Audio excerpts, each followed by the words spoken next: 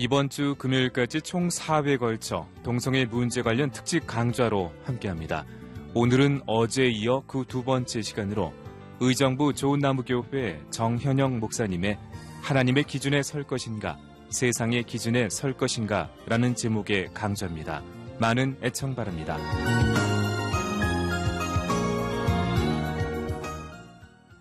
청취자 여러분 안녕하십니까? 의정부 좋은나무교회를 섬기는 정현영 목사입니다. 오늘은 동성애 하나님의 기준에 설 것인가 세상의 기준에 설 것인가를 주제를 가지고 오늘 여러분들과 말씀의 은혜를 나누기를 원합니다. 아모스 7장 8절 말씀에 여호와께서 내게 이르시되 아모스야 내가 무엇을 보느냐 내가 대답하되 다림줄이니이다. 주께서 이르시되 내가 다림줄을 내 백성 이스라엘 가운데 두고 다시는 용서하지 아니하리니. 세상 사람들은 죄를 바라볼 때 도덕적으로 다른 사람들에게 피해가 되는지 안 되는지의 여부로 판단합니다. 세상 사람들은 자신들이 생각할 때에는 동성애자들이 딱히 피해를 주지 않는다고 생각하기 때문에 괜찮다고 봅니다. 사실 인간적으로 보면 동성애자라고 해서 특별히 나쁜 사람은 아니고 혐오스러운 사람도 아닙니다. 세상에서도 이들을 지지합니다. 얼마 전에 미국의 오바마 대통령이 이런 말을 했습니다. 미국이 세워진 기본 이념, 즉 모든 사람이 평등하게 창조되었다는 이념은 모든 사람에게 동등하게 적용이 된다. 그래서 모든 인종, 성별, 종교, 민족, 그리고 개인적인 성적 취향 역시 모두 적용된다고 말하면서 모든 사람은 공평하고 평등해야 한다고 말한 것이 기억이 납니다. 물론 좋은 이야기일 수 있습니다. 교회에 다니는 사람들 역시 동성애가 죄로 볼 수 없다고 말하는 사람이 다수 있는 것을 보게 됩니다. 왜 유독 교회는 동성애에 대하여 민감한지 모르겠다. 동성애자들은 개인적인 취향을 존중해줘야 하는 것 아닌가? 굳이 성적 소수자들인 그들에게 상처를 줄 필요가 있는가? 이것이 더 큰 죄 아닌가? 교회 안에 동성애보다 더 큰 죄가 얼마나 많은가? 여러분 인본주의적인 관점, 도덕적인 관점으로 보면은 동성애가 죄가 될 수 없을 수 있습니다. 사람 자체도 얼마든지 좋은 사람일 수 있습니다. 이미 세상은 인본적이고 도덕적인 관점으로 동성애를 바라보기 때문에 동성애가 죄라고 말하는 것이 더 이상할 정도로 그리스도인들과 보수적인 생각을 가진 이들이 그 비상식적인 생각과 말이 되어버리고 말았습니다. 이미 사회에서는 동성애 확산과 그들을 인정하기 위한 사회 모든 영역으로 움직임이 확장되어지고 있는 것이 대한민국의 현실입니다. 그 대표적인 예가 우리나라에서는 서울시에서 6월 11일에 하는 퀴어 축제가 될 것이고 그리고 차별금지법이 될 것입니다. 그래서 동성애에 대하여 반대하는 교회와 사람은 문화, 인권, 개인의 자유와 행복을 거부하는 사람들과 같이 비춰지는 것 같습니다. 미국의 존 메가더 목사님의 설교를 들은 적이 있습니다. 존 메가더 목사님은 동성애에 대한 설교를 하면서 동성 결혼을 지지하는 교회는 사단에 속해 있고 이미 세상과 교회는 거짓과 진리와의 싸움 중이라고 말했습니다. 그렇습니다. 이미 대한민국도 죄와 진리에 대해서 전쟁 중이라는 사실들을 잊어서는 안 될 것입니다. 사랑하는 성도 여러분, 우리에게 정말 중요한 진리가 있는데 우리 그리스도인에게 필요한 것은 정치 지도자들이 동성애를 어떻게 말하는지, 세상의 저명한 학자들과 인본적인 사상과 자유적인 신학으로 말하는 신학자들이 동성애를 어떻게 말하는지, 국가와 사회가 동성애나 동성 결혼을 용인하고 그들의 인권을 어떻게 말하는지, 다수의 얼마나 많은 사람이 동성애에 대하여 어떻게 생각하고 말하는지가 하나도 중요하지 않습니다. 우리 그리스도인에게 정말 중요한 것이 무엇입니까? 하나님께서 우리들에게 동성애에 대하여 어떻게 말씀하시고 어떻게 평가하시는가가 정말 중요한 것입니다. 우리가 진리의 싸움을 해야 하는 이유가 무엇이겠습니까? 아모스 7장 8절 말씀에 하나님께서는 이렇게 말씀하십니다. 여호와께서 내게 이르시되 아모스야 내가 무엇을 보느냐 내가 대답하되 다림줄이니이다. 주께서 이르시되 내가 다림줄을 내 백성 이스라엘 가운데 두고 다시는 용서하지 아니하리라는 말씀이 있습니다. 다림줄은 다른 말로 하면 측량줄입니다. 다림줄은 높은 건물을 올릴 때 수직으로 바로 섰는가를 살펴보기 위해 줄을 달아서 늘어뜨리는 줄이 다림줄입니다. 즉 하나님께서 이스라엘 백성들 앞에서 다림줄을 가지고 우리를 지켜보고 계시다는 것입니다. 여러분 이 말씀이 얼마나 두려운 말씀입니까? 이 말씀은 하나님의 말씀의 기준에 합하지 않게 세워진 모든 것은 그것이 사람이든 경제이든 문화든 사회든 국가든 무너질 수밖에 없고 심판받게 될 것이라는 정말 두렵고 무서운 말씀입니다. 따라서 동성애에 대한 평가는 하나님께서 어떻게 평가하시는지만큼 소중한 것이 없는 것입니다. 그렇기 때문에 이 동성애라고 하는 것이 그리스도인들에게는 세상 사람들이 어떻게 생각하고 어떻게 말하는 것이 중요한 것이 아닌 것입니다. 전 세계를 호령하는 강대국과 또한 선진국들이 이 동성 결혼을 지지하고 찬성한다 할지라도, 수많은 사람들이 동성애를 찬성하는 세상의 법을 만든다 할지라도, 저명한 신학자들이 하나님 말씀을 떠나 인본적인 생각으로 사람이 듣기 좋게 한 말씀을 풀어낸다 할지라도, 우리가 분명히 기억할 것은 세상이 죄에 대하여 죄가 아니라 인정할 수 있는 모든 것을 쏟아낸다 할지라도 하나님의 마음과 하나님의 말씀은 절대로 1.1획도 바꾸지 못하고 바꿔지지 않는다는 사실입니다. 그렇기 때문에 진리를 붙들고 살아가는 자들은 세상의 죄와 부딪힐 수밖에 없는 것이고 핍박을 받을 수밖에 없는 것입니다. 2015년 6월 26일 미국 연방대법원이 동성결혼이 합헌이라는 결정을 내림으로써 미국 전역에서 동성결혼이 합법화가 되었습니다. 뿐만 아니라 미국에도 혐오 범죄 방지법안이 추가되어서 많은 그리스도인들이 어려움을 겪고 있습니다. 어떤 분은 구원이 오직 예수 그리스도 외에는 없다라는 사실들을 전함으로 말미암아서 그 복음을 전한 신자들이 벌금과 처벌을 받았다 하시는 분들의 소식을 들은 적이 있습니다. 또 어떤 분은 로스앤젤레스에서 사람이 많이 지나다니는 길거리에서 성경을 소리내어 읽었다고 처벌을 받고, 5세 자녀들을 둔 한 부모는 유치원에서 동성결혼과 동성관계에 대해 교육을 받는다는 사실을 알고 학교를 찾아가서 자신의 아이에게 동성애를 가르치는 것을 원치 않으며 이를 가르치기 전에 미리 학부모에게 통지를 주면 그날은 학교에 보내지 않겠다고 가정학습을 하겠다라고 제안할 때 학교 측의 답변은 이러했습니다. 학교에서는 자유롭게 동성결혼과 동성관계에 대해 가르칠 수 있다라고 말했습니다.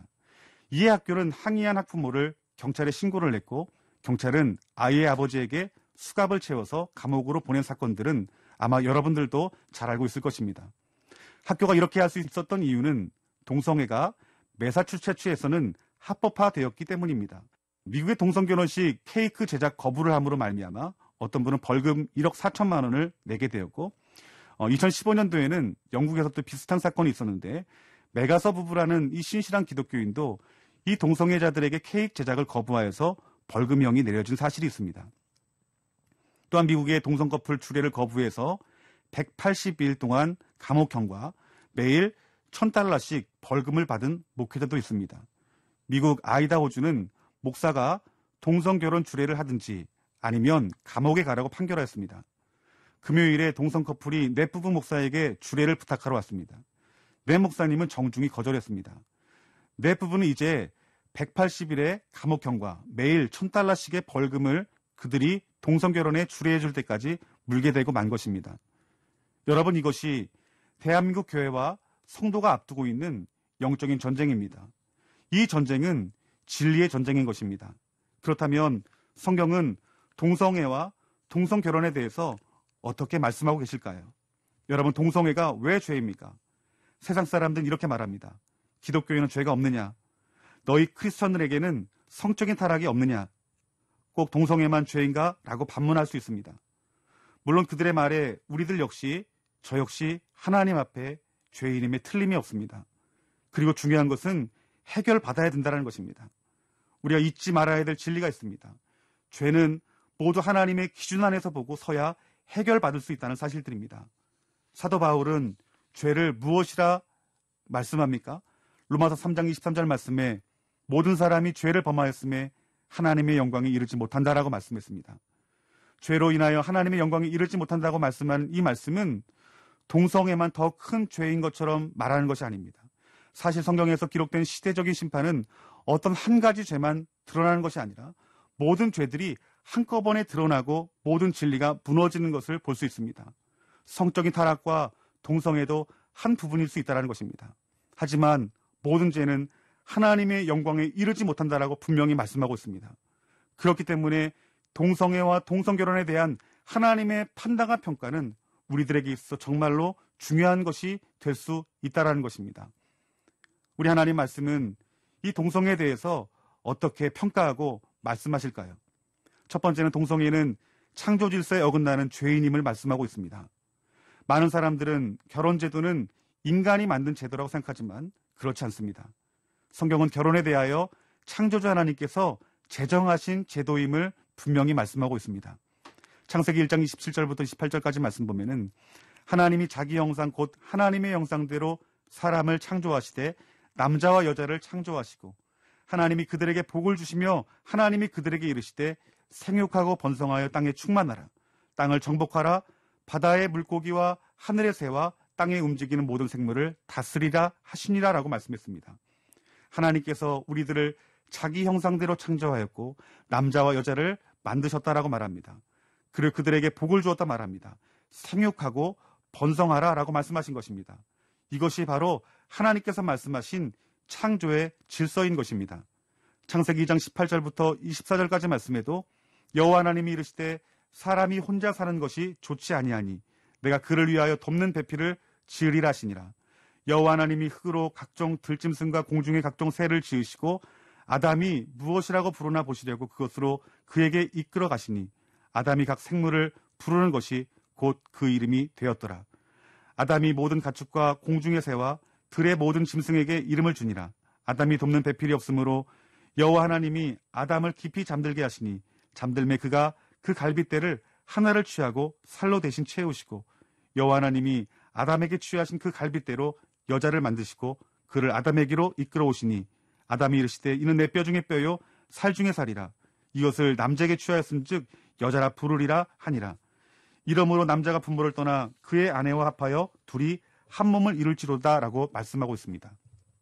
이 말씀은 하나님이 어떻게 여자를 창조하셨고 결혼이라는 제도는 남자와 여자가 한 육체가 되는 것으로 가정이 시작되었다라고 우리 하나님께서 말씀하시고 있는 것입니다. 이것이 하나님께서 만드신 결혼 제도입니다. 이것이 바로 창조 질서의 출발점이 되는 신성한 하나님의 명령인 것임을 아는 자가 되어야 되는 것입니다. 그래서 사도 바울 역시 로마서 1장 26절 말씀을 통해서 하나님께서 그들을 부끄러운 욕심을 내버려 두셨으니 곧 그들의 여자대로 순리대로 쓸 것을 받고 영리로 쓰며라고 말씀합니다.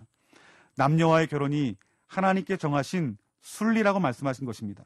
이처럼 가정의 구성과 결혼의 제도는 인간의 개인적인 취향이 될 수 있는 것이 아닙니다. 인권과 문화라는 이유로 사람이 가정과 결혼을 내 마음대로 새롭게 재창조할 수 없는 것입니다. 뉴스에 보니 어떤 이들은 동물들과 결혼을 하고 어떤 이들은 강을 건너는 다리와 결혼을 하고 어떤 이들은 컴퓨터를 사랑하여서 컴퓨터와 결혼한다는 뉴스를 본 적이 있습니다. 이것이 얼마나 통탄을 노릇입니까? 남자와 여자의 결혼은 하나님께서 정하신 창조 질서임을 명확하게 우리에게 말씀해 주시는 이 사실들을 믿으시기를 주님의 이름으로 축원합니다. 성은 누구에게 배우는 것일까요? 우린 너무나 왜곡된 것들을 통해서 배워왔습니다. 저도 어려서부터 성을 음지에서 스스로 배웠던 기억이 납니다. 음란물을 보고 무분별한 인터넷의 정보를 넣고 성을 경험한 친구들이나 지인들을 통해서 왜곡되고 잘못된 성을 통해서 우리가 너무나 많은 죄를 범해왔고 지금도 범죄하고 있는 모습이 우리의 모습일 수 있습니다. 성은 사람에게서 배우는 것이 아닙니다. 성은 하나님께서 고안한 것이기 때문에 우리는 하나님께로부터 올바른 성을 배울 필요가 있는 것입니다. 여자와 남자는 상호 보완적으로 아름답게 창조되었고 서로 한 육체가 되도록 지음을 받았습니다. 다른 방식으로 하려고 성을 주장하는 것은 왜곡입니다. 부패한 것입니다. 또 하나님께서 만드신 방식을 거스리는 역기능적인 것입니다. 가정은 가장 기본이 되는 하나님과 사람과의 질서인 것입니다. 하지만 동성애는 창조의 원리의 기초에 벗어난 것이고 거부하는 것입니다. 이는 심각한 하나님에 대한 교만한 도전이 되는 것입니다. 두 번째는 동성애는 하나님의 심판이 있다라고 분명히 말씀하고 있다는 사실입니다. 창세기의 소돔과 고모라의 멸망은 간음과 남색에 대한 하나님의 진노와 징벌의 심판임을 우리들에게 똑똑히 말씀해주고 있습니다. 창세기 19장은 동성애에 대하여 직접적으로 언급하고 있습니다. 성적인 타락의 전형인 이 동성애 행위에 대해서 하나님께서 분명히 반대하는 죄임을 우리들에게 지적하고 있는 것이고 명확하게 말씀하고 있는 것입니다. 하나님께서는 후세에 경건하지 않는 자들에게 소돔은 유황과 불이 소나기처럼 부어짐으로 말미암아 멸망되었다는 사실들을 우리들에게 본을 보여 말씀하려고 하시는 말씀입니다. 신약 성경도 동일하게 우리에게 말씀합니다. 베드로도 소돔과 고모라가 심판을 받게 된 이유에 대해서 베드로서 2장 6절 말씀에 소돔과 고모라 성을 멸망하기로 정하여 재가 되게 하사 후세에 경건하지 아니할 자들에게 본을 삼으셨으며, 여러분, 본을 삼는 것이 무엇입니까? 즉 성적인 타락, 동성애의 죄는 반드시 예전에 한 번의 사건으로 심판이 끝나는 것이 아니라 이 시대를 살아가는 자들에게도 동일한 심판을 받게 될 것이라는 하나님의 말씀인 것입니다. 유다서 1장 7절 말씀에도 소돔과 고모라와 그 이웃 도시들도 그들과 같은 행동으로 음란하며 다른 육체를 따라가다가 영원한 불의 형벌을 받음으로 거울이 되었다라고 말합니다. 음란하여 다른 육체를 따라갔다는 것은 비정상적인 육체의 욕심이다라고 해석을 하고, 또 소도마이트라는 단어를 통해서 이 말씀은 동성애자를 가리키는 말씀입니다. 하나님께서는 성적인 타락의 죄, 특별히 언급한 이 동성애의 죄에 대해서 분명한 심판이 있을 것이라 말하고, 그 동성애는 분명히 죄라고 우리들에게 말씀해주고 있다는 사실입니다. 세 번째는, 동성애는 하나님의 자리에 서려고 하는 교만입니다. 레위기 18장 22절 말씀에 너는 여자와 동침함을 같이 남자와 동침하지 말라. 이는 가증한 일이니라 라고 말씀합니다. 레위기 20장 13절 말씀에도 누구든지 여인과 동침하듯이 남자와 동침하면 둘 다 가증한 일을 행함인즉 반드시 죽일지니 자기의 피가 자기에게로 돌아가리라 말씀합니다. 레위기 말씀 보면은 동성간의 성행위는 가증한 것이라고 분명히 말씀하고 있습니다.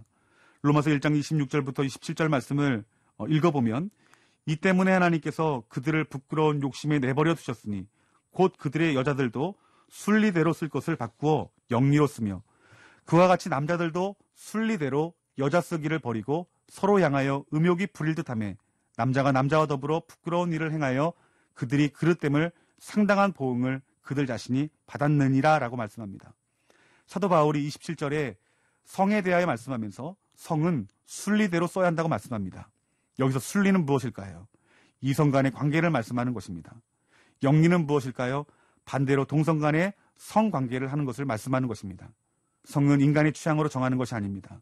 하나님이 정하신 이 질서 가운데 들어오는 것이라고 분명히 말씀해주고 있는 것입니다.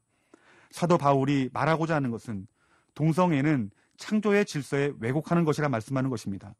동성애 행위는 하나님의 금지 명령에 대한 인간의 반역임을 말씀하고 있는 것입니다. 사도 바울은 남자의 역할을 하는 남자와 여자의 역할을 하는 남자의 용어까지 구체적으로 사용해가면서 이런 사람은 하나님 나라의 유업을 받지 못한다라고 분명히 이야기합니다. 바울이 이 말을 할 당시 동성애는 만연해 있었습니다. 하지만 그런 사회적인 상황과 상관없이 사도 바울은 분명하게 동성애가 죄라고 이야기한 것입니다. 또 하나 사도 바울이 죄라고 말씀한 또 다른 이유는 하나님께서 만들어주신 본연의 모습과 성적인 질서, 가정의 질서보다 나를 사랑하는 마음이 더 컸다라는 것입니다. 이것이 가장 무서운 죄입니다. 왜냐하면 하나님의 창조의 질서를 버리고 자신이 주인된 죄의 결과를 가져오기 때문인 것입니다. 마귀가 된 것은 자신이 하나님이 되려고 했기 때문입니다. 아담과 하와가 선악과를 먹은 것은 어떤 죄입니까? 하나님의 위치에 서겠다는 것입니다. 동성애가 왜 죄입니까? 적어도 하나님의 위치에 서겠다는 것이기 때문입니다. 하나님이 모든 사람을 변화시켜도 변화시키지 못하는 사람이 있습니다. 그 사람은 교만한 사람입니다. 잠언서와 베드로전서를 보면 겸손은 최고의 덕이지만 교만은 최대의 적이라고 말하고 있기 때문인 것입니다. 모든 죄는 반드시 심판이 따릅니다. 여러분, 하나님이 우리의 생명이신 줄 믿으시기를 주님의 이름으로 축원합니다. 여호수아서 1장 8절에서 9절까지 말씀 보면은 이 율법책을 내 입에서 떠나지 말게 하며 주야로 그것을 묵상하여 그 안에 기록된 대로 다 지켜 행하라. 그리하면 내 길로 평탄하게 될 것이며 내가 형통하리라. 내가 내게 명령한 것이 아니냐? 강하고 담대하라. 두려워하지 말며 놀라지 말라. 내가 어디로 가든지 내 하나님 여호와가 너와 함께 하느니라 하시니라 라고 말씀합니다. 우리 하나님은 자신의 생명임을 말씀하고 있습니다. 하지만 하나님 자신이 생명임을 아는 자들은 적습니다. 많은 사람들이 오해하기를 생명은 하나님이 우리에게 따로 주시는 것이라고 생각합니다. 하지만 생명은 하나님 자신입니다.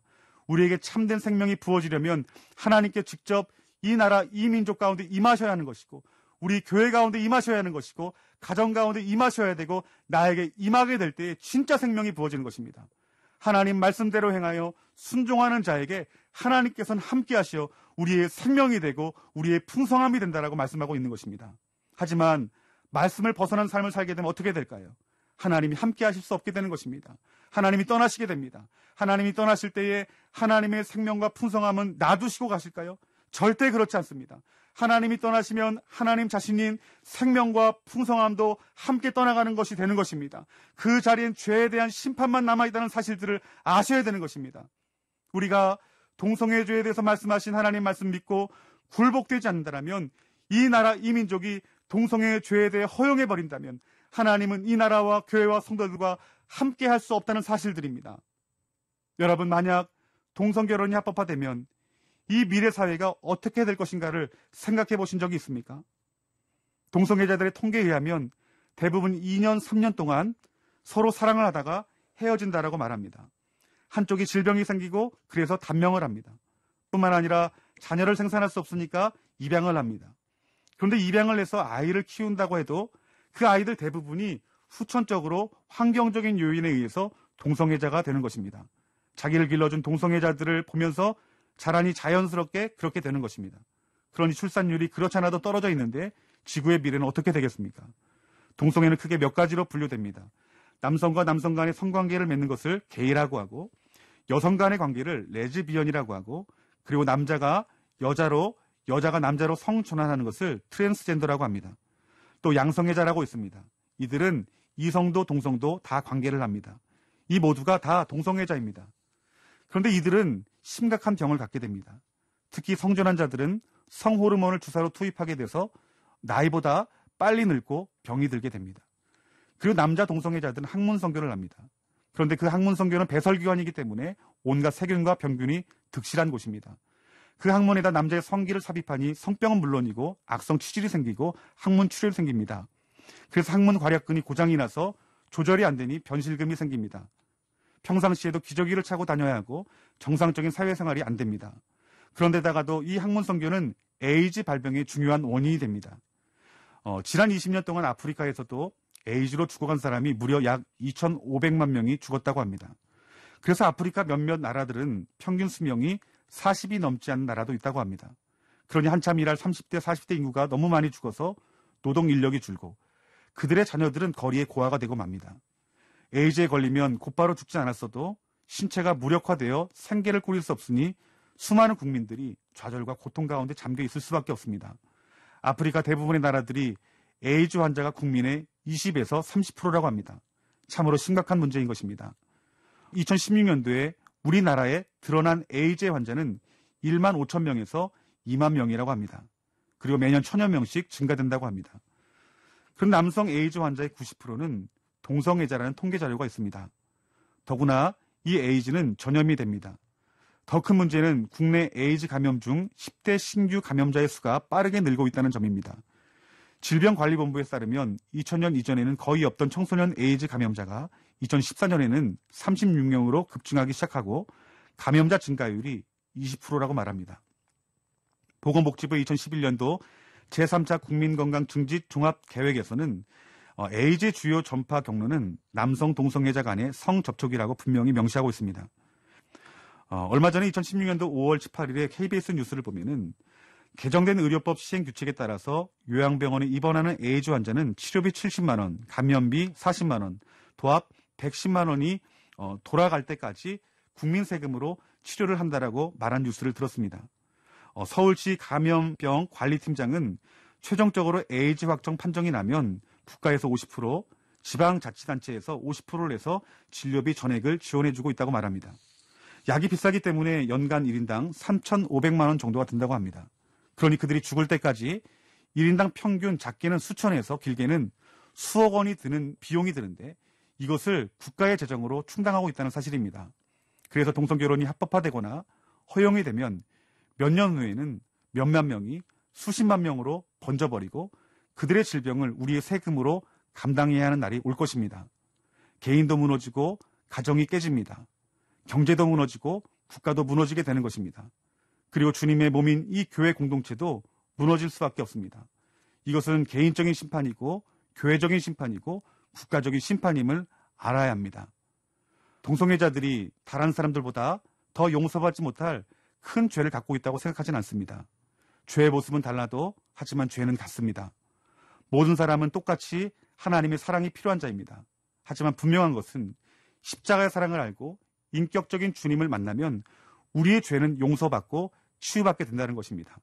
동성애뿐 아니라 세상의 모든 죄도 마찬가지이지만 우리가 치료를 받을 수 있는 것은 성경인 하나님 말씀을 겸손히 듣고 믿는 것입니다. 해법은 오직 하나입니다. 그것은 진리 안에 들어가는 것입니다. 하나님께서 구원하시는 진리는 성화하시는 진리입니다. 이 나라가, 이 교회가, 가정이, 그리고 내가 그 진리를 듣고 응답하면 하나님은 그 문을 열고 은혜를 부으실 줄 믿습니다. 내 죄를 세상의 기준이 아닌 하나님 말씀 앞에 인정하여 서십시오. 세리와 창녀들이 예수님께 용서함 받을 수 있었던 근거는 한 가지였습니다.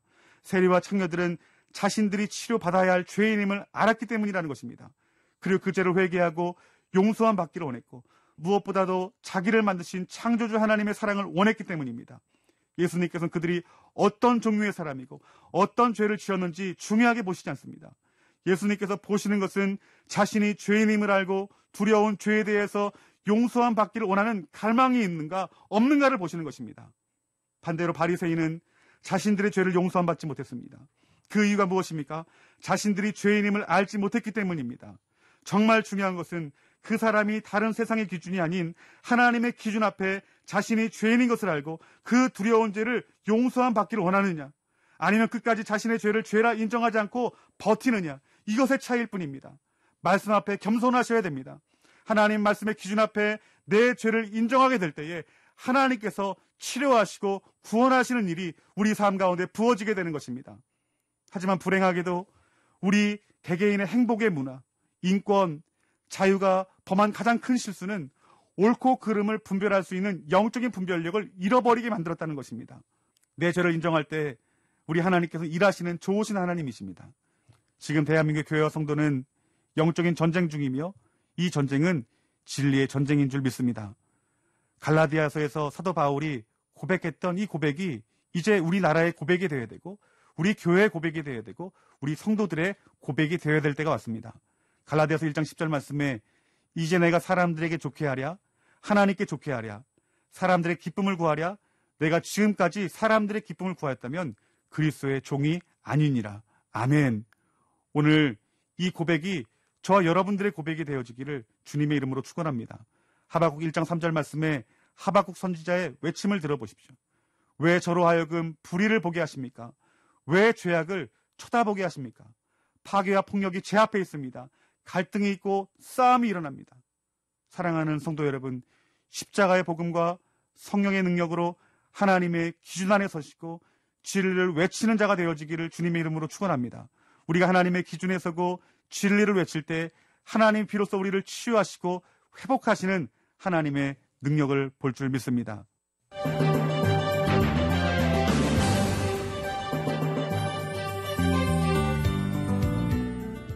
동성애 문제 관련 특집, 동성애와 퀴어 문화 축제, 무엇이 문제인가? 오늘은 그 두 번째 시간으로 의정부 좋은나무교회 정현영 목사님의 하나님의 기준에 설 것인가, 세상의 기준에 설 것인가 라는 제목의 강좌로 함께 하셨습니다. 이 강좌는 이번 주 금요일까지 이어집니다.